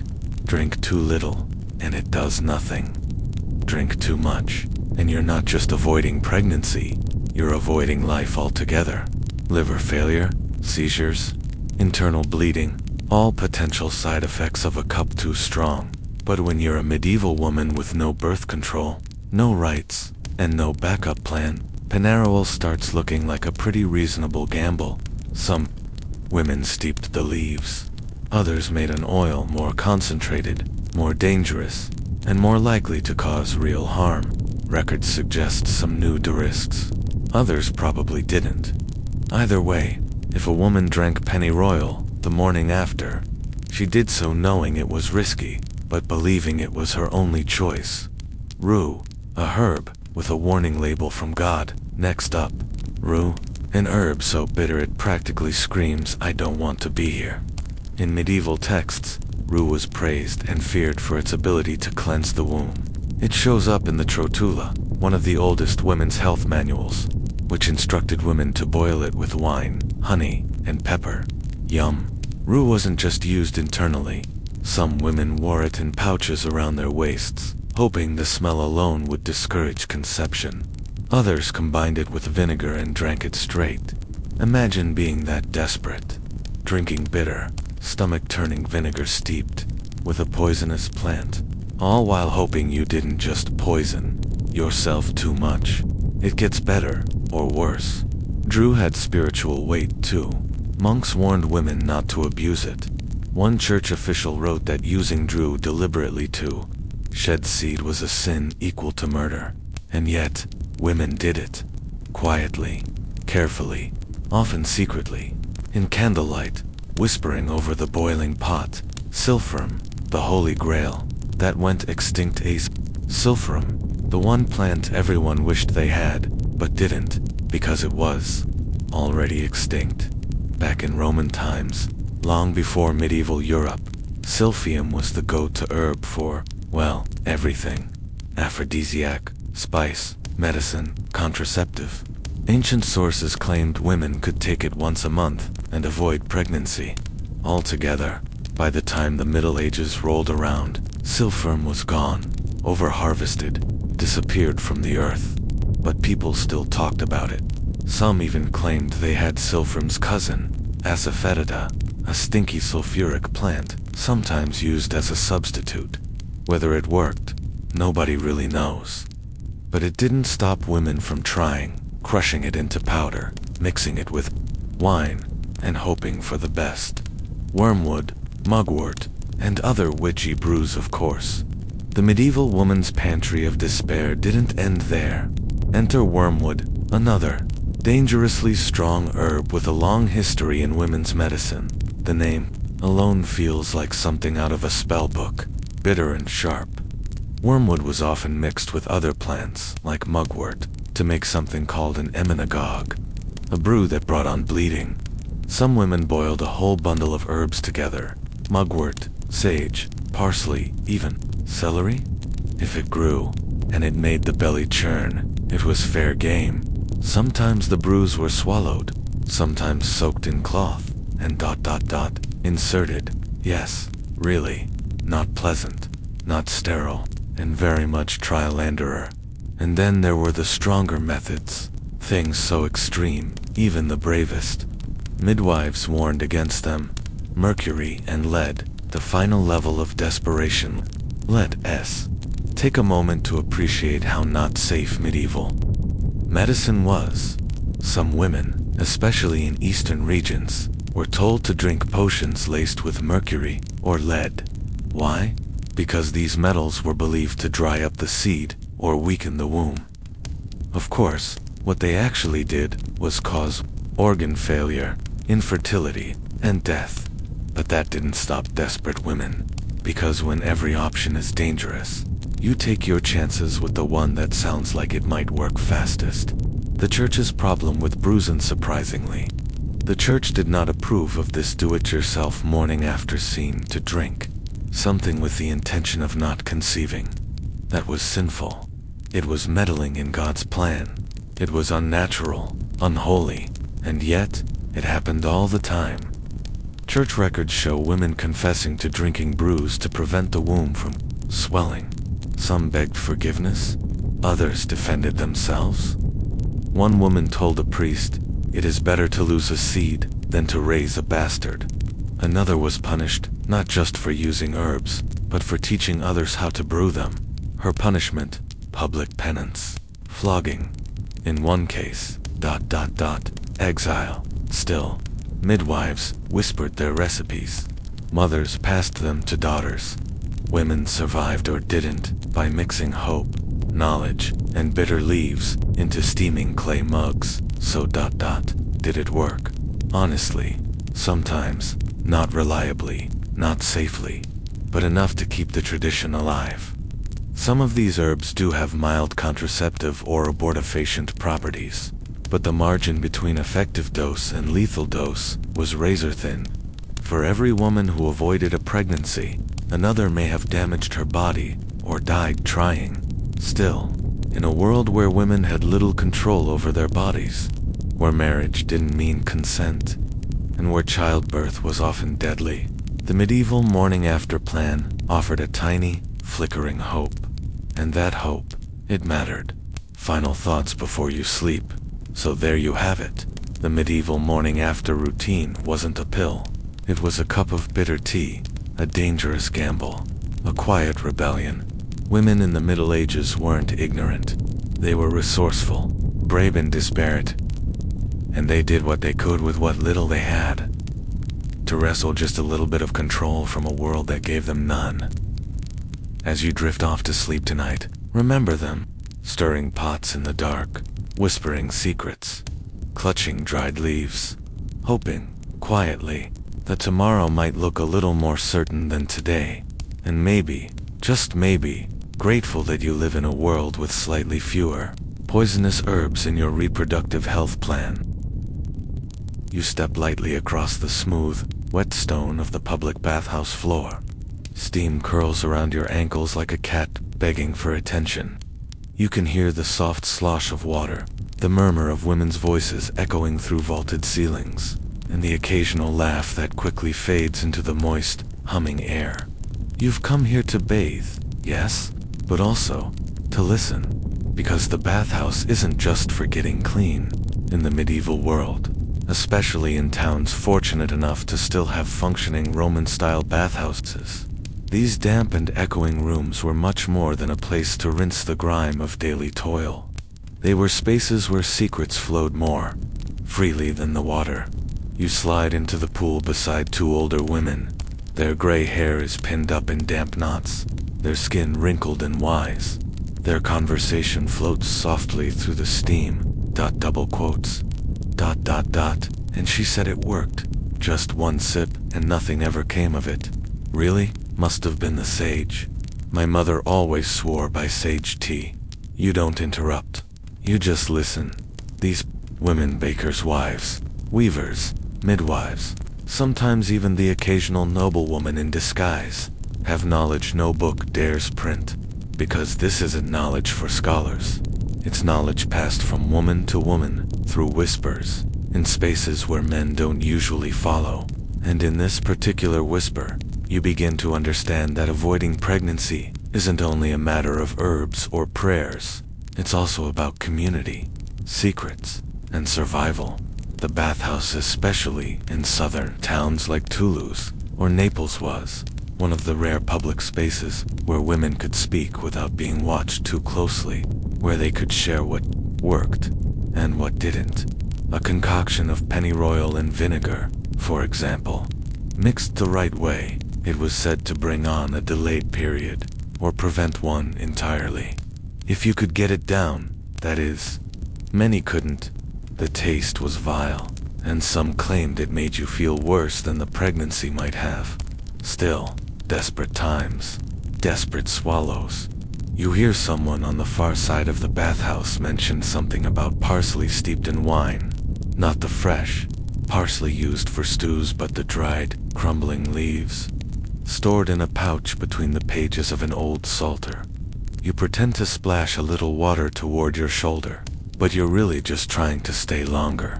The conversation shifts again. Someone asks about mugwort, and someone else warns of too much. Always too much. Because even in this web of whispered advice, there's an understanding. Some remedies may save you from one fate, only to invite another miscarriage, illness, or worse, rumors. Because if anyone found out you were trying not to get pregnant, that meant you were doing something else, something sinful, something the church could punish. You let that thought sink in. In medieval Europe, a woman could be burned, imprisoned, or publicly humiliated, not just for acting on her desires, but for preventing the consequences of them. The bathhouse, then, wasn't just a place of relaxation. It was a sanctuary, a place where knowledge survived in whispers. You shift slightly, trying not to draw attention. The warm water is making you drowsy, and your mind drifts to the idea of scented oils. Some women, you've heard, used oils not just for softness, but for safety. Lavender, thyme, or rue, mixed and applied before bed, or before, well, you know. There were other tricks too. One woman nearby, her voice firm, her tone confident, explains that wearing a dried weasel bone in a pouch around the neck was said to confuse conception. You're not sure how that works, but she seems convinced. Superstition, of course. But in a world where even doctors didn't understand menstruation, superstition filled the gaps. A younger woman nearby giggles softly and says she tried the post-dip A plunge into cold water immediately after the act. Shock the body. Scare the seed away. That sort of thing. The older women shake their heads and mutter something about foolish girls. But no one says it loudly. Because everyone's trying something. Everyone's guessing. And no one truly knows what works. Not with certainty. You hear someone mention a midwife in the next village over who sells her special tonic. No one knows what's in it. But they say if you take it the morning after, it might stop everything before it starts. Dangerous. Maybe. But so is childbirth, especially childbirth in a world with no sterile instruments. No pain relief beyond biting a wooden spoon. And no guarantee that either mother or child will survive. You think of your friend who died in labor last spring. You remember her face, pale and waxen, after hours of screams that echoed through the village like an omen, and you understand the fear that drives women to drink foul potions and whisper names in bathhouses. Back in the bath, the conversation quiets. The women begin to discuss other things, who's stealing eggs, what the mayor's wife wore to mass, but your mind is still turning. You realize now that this gathering of bodies, this soft soup of sweat and soap and steam, holds something precious. A collective memory, an oral archive of survival strategies, many of which will never be written down.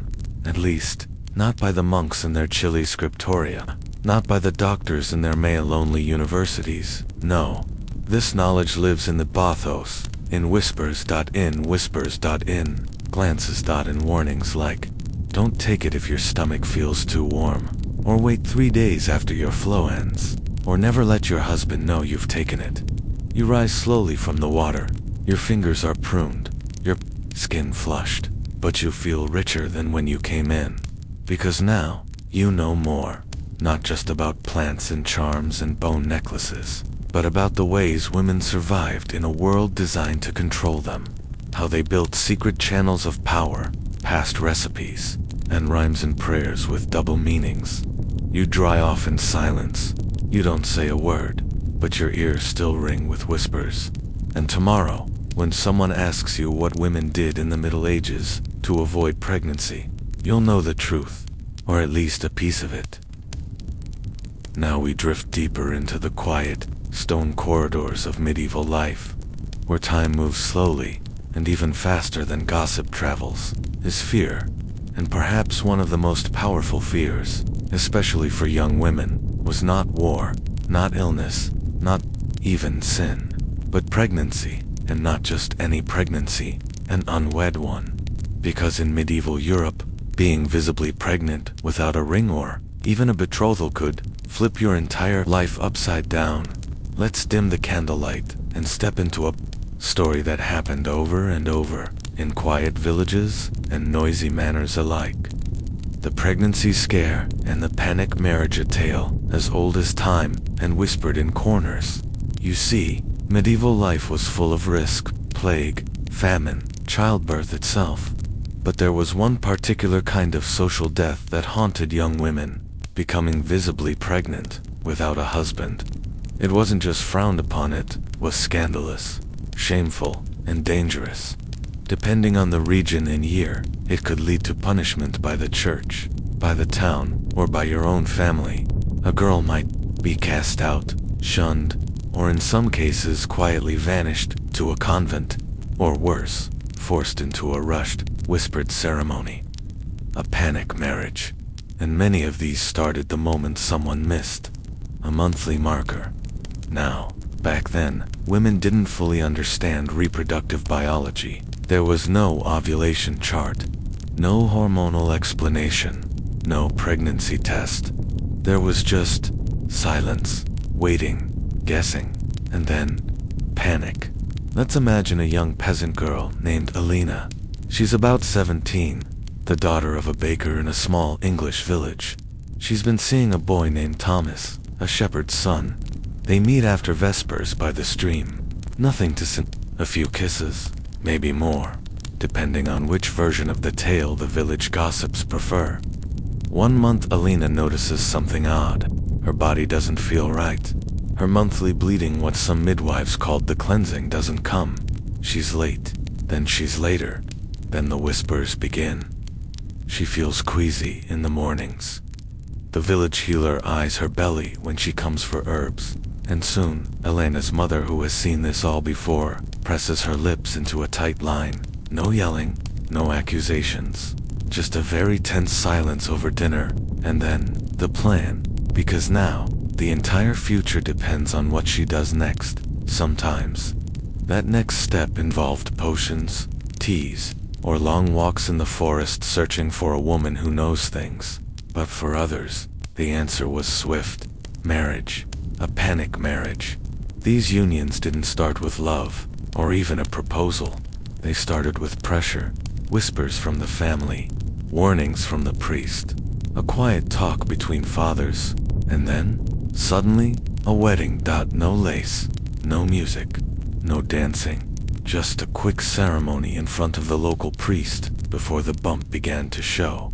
And that bump, if it appeared too soon after the vows, well, the midwife might do a little creative math. Ah, yes, she must have conceived, right? After the wedding night, they'd say.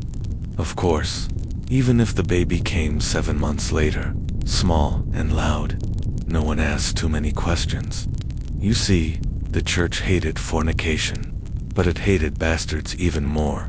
In medieval Europe, being born out of wedlock could mean you were denied inheritance, denied a trade, and sometimes even denied baptism, which meant your soul could be in danger. And that, to a deeply religious family, was more terrifying than gossip. So if there was even a chance a woman might be pregnant, families often forced a wedding, whether the young couple was ready or not, and sometimes they weren't even a couple. There are recorded cases, particularly in towns like Florence and Brugazov, women who claimed pregnancy from a man who may or may not have been involved, simply to secure a marriage and avoid disgrace. Think of it like the medieval version of shotgun weddings, except the shotgun was reputation, and it could kill a family's entire standing in the village.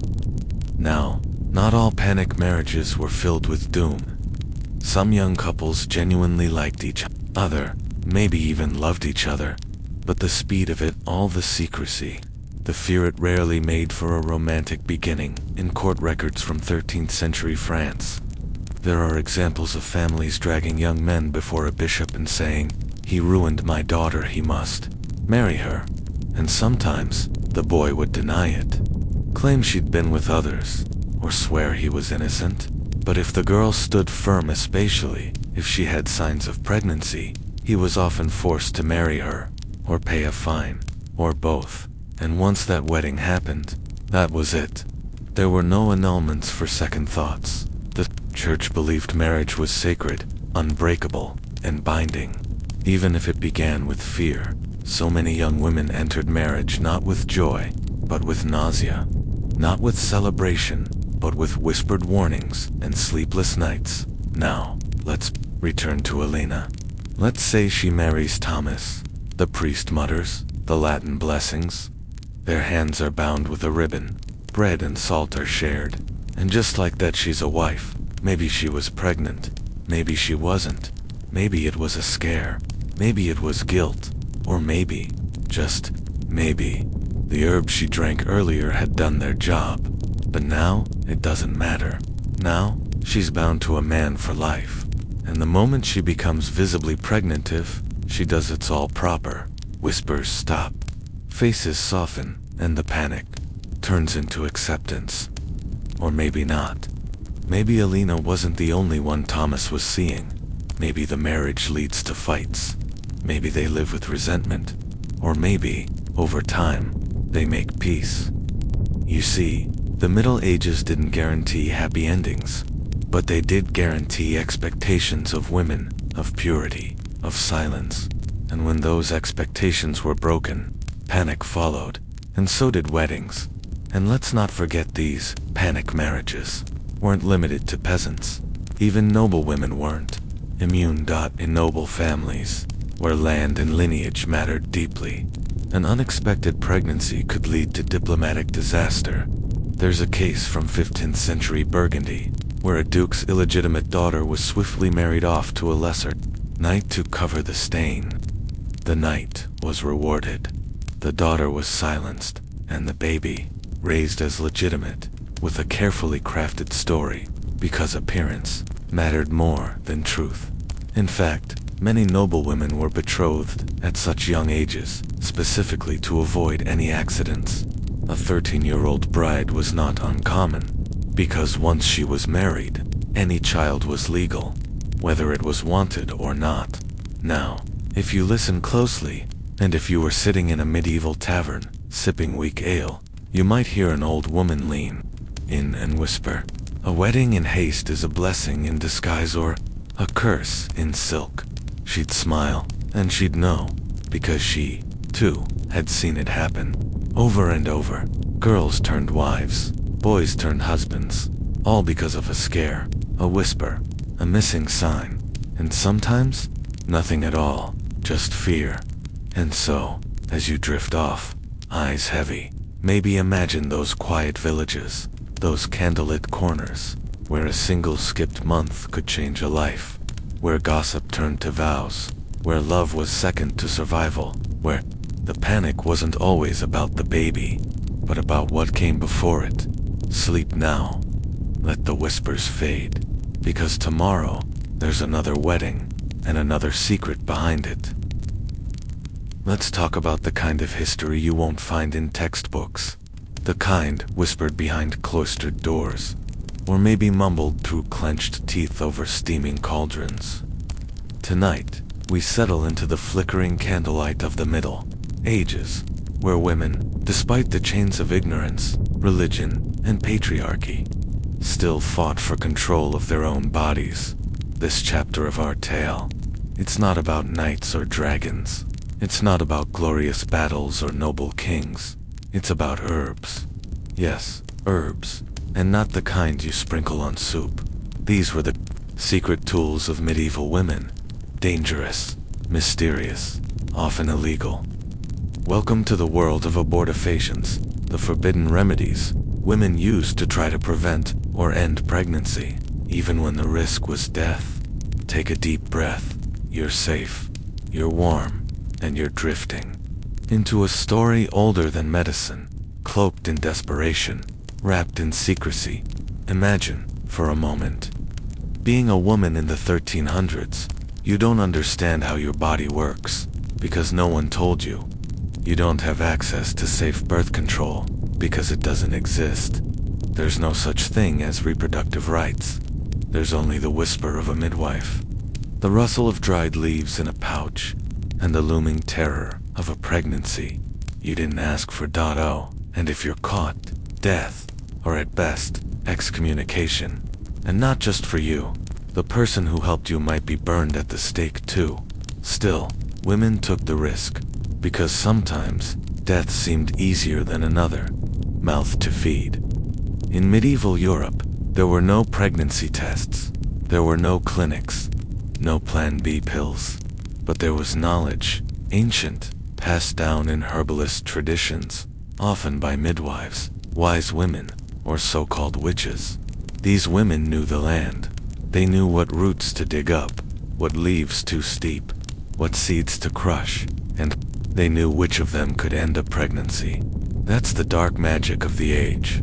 Not magic at all, of course. Just chemistry, nature, biology. But seen through the terrified eyes of medieval priests and kings, it was heresy, witchcraft, a woman having control over her own body, blasphemy. And so, this knowledge had to be hidden, tucked into coded herbals, passed through careful whispers, or taught in secret by grandmothers to granddaughters. Let's meet some of the most infamous players in this medieval pharmacopoeia. Penurial, a delicate little mint with a violent secret, used in tea form to bring on a late period, in large doses. Liver damage, kidney failure, death. But still, it was one of the most commonly used herbs in this era for trying to prevent pregnancy. Rue, bitter, strong, and considered both sacred and dangerous. Rue was sometimes called the herb of grace because, of its supposed spiritual protection, but also the herb of miscarriage. Women might chew the leaves or brew them into potions, hoping for a missed child to be. Unmissed black cohosh, a root native to North America, but herbal cousins were known in Europe. It causes uterine contractions, useful for labor, or for trying to bring on a premature one. Tansy, pretty yellow flowers. Pretty, deadly tansy was a popular abortifacient, but in higher doses, it causes convulsions and organ failure. A tea made from tansy was not a calming drink. It was a gamble with your life. Ergot, a fungus that grows on rye. It's the original source of LSD, believe it or not. But in the Middle Ages, it was known to cause violent uterine contractions. It was sometimes taken deliberately. Other times, people just accidentally ate infected bread and died. The line between medicine and poison was razor thin. Now, let's take a breath. You may wonder, why would anyone take these herbs, knowing the risks? Because the alternative was often worse. You might be unmarried, poor, a servant girl, a nun, a noblewoman with a husband off at war, or simply a woman who said no and was ignored. Pregnancy could mean shame, social death, or literal death in childbirth. For many, the idea of risking liver failure or seizures was better than risking being cast out, forced to marry a man you hated, or dying in a thatched hut with no midwife in sight. So yes, women drank the tea, swallowed the powders, rubbed crushed herbs on their skin or into more private areas, all in the name of control. But society didn't just look the other way. In fact, the church and state cracked down hard on these practices. The 13th century theologian Thomas Aquinas declared abortion a mortal sin, but with a twist. He believed the fetus didn't have a soul until about 40 days after conception for boys, and 80 days for girls. Yes, girls took longer to get a soul, apparently. Medieval misogyny strikes again. This idea, known as delayed meant that early abortions weren't always considered murder, just ... sinful. But that didn't stop laws from tightening by the 14th and 15th centuries. Most European countries had outlawed abortifacients, the penalties, fines, whippings, imprisonment, and if you were a healer accused of witchcraft, you might end up hanging from a tree or burning at a stake. And yet, women kept using them. You can feel the weight of their decisions, can't you? Alone in the forest, brewing a secret tea in a chipped clay pot, hoping the cramps that followed meant freedom, and not your own death. And the healers, the midwives, they weren't monsters, they weren't witches, they were women, doing what they could to help others in a world that offered almost no mercy. Some were caught, some were punished, some vanished into the margins of history. Their names lost, but their knowledge somehow still passed down. Let's talk about that knowledge. Despite the church's efforts, herbal guides survived. Some were written in code, others disguised as cookbooks. Some included recipes for menstrual regulation, which, surprise, were actually early birth control methods. A famous example, the Trotula texts, written in Salerno, Italy, possibly by a woman physician named Trotta. They included recipes for purging the womb and restoring the menses euphemisms. Of course, another source, the herbals of Hildegard of Bingen, a nun and mystic. While she didn't openly support abortion, her deep knowledge of plant medicine was used by many who did. And then there were the grimoires, magical books that blended herbalism with astrology and ritual, often considered dangerous or demonic. These were hidden in plain sight now. Pause. Let the candle flicker. Let the scent of pennyroyal and rue drift through your imagination. Feel the silence, heavy and thick like fog, where these stories lived, whispered in the shadows. Never, shouted Bate, because that's what women did. They whispered, they hid, and they survived by the 1600s, the age of witch hunts swept through Europe like wildfire. And guess who got burned? Not just witches, but midwives, herbalists, women who dared to help other women. Suddenly, knowing how to stop a pregnancy wasn't just dangerous, it was fatal. The message was clear. A woman's body belonged to God, or her husband, but never to her. Still, even through fire and fear, the whispers never died. So here we are now, centuries later, and the echoes of those whispers still hang. In the air we live in a world with medicine, rights, and knowledge. But the struggle for control continues. And maybe that's why these stories matter. Not because they're exciting or scandalous, but because they remind us, even in the darkest of times, people, especially women, have always looked for ways to reclaim power over their own bodies, even if it meant drinking poison from a wooden cup, alone, under the pale light of a harvest moon. Now, let that settle into your mind. Let it drift like steam from a cauldron. Let it carry you into sleep. You've just walked through the gardens of history, not the bright palace ones, but the overgrown hidden plots tended by women who were never supposed to be remembered. But tonight, they were, and you're floating now, back to your own time, where it's safe, where the candles are only for ambience, where the tea is just chamomile, and not, well, you know. So, close your eyes again, breathe in slowly, and picture this. You are a woman in 14th century France. You are not a queen, or even a noblewoman. You're just Marguerite. You spin wool in a village so small it's barely marked on any map. The air smells like smoke, mud, and the faint sweetness of apples drying in the loft. And your body, your own body, is not fully yours. You feel it most clearly when your monthly bleeding stops. You haven't told anyone yet, but deep down, you know. And just like that, life has changed. Not just because a child might be growing inside you, but because the world you live in sees your body differently now. You are no longer Marguerite the Weaver. You are now a vessel, a womb, a sacred container. But sacred does not mean safe.